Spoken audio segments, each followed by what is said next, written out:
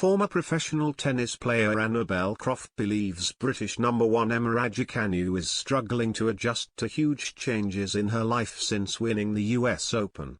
Raducanu stunned the sporting world as she won the hard-court Grand Slam as an unranked outsider in just her second major tournament since turning professional.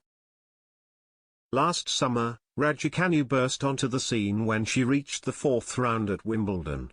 It was a fairy tale run for Raducanu at her maiden Grand Slam, but her SW19 magic was certainly eclipsed by her run to the US Open title, as she was the first British woman to claim a major win since Virginia Wade at Wimbledon in 1977.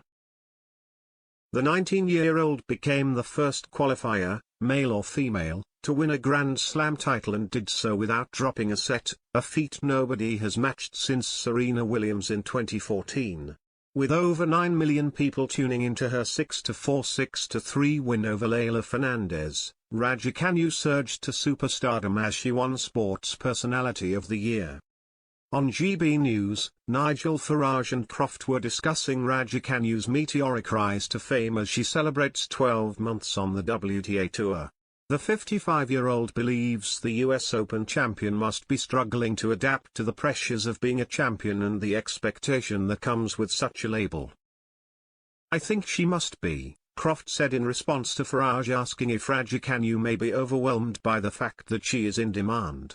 "You have to look at it and say most players come on tour and dream of winning a Grand Slam. You build towards that over a period of time, and you do your apprenticeship out there on this other tour," where she had come from. She came from the ITF circuit, the slightly lower circuit, and she'd hardly played any tournaments on the main tour, and it was like the parting of the waters, and she just steamrolled her way through qualifying and the main draw, 10 matches back-to-back, didn't drop a set. Now, she's having to do everything back to front with a massive target on her back.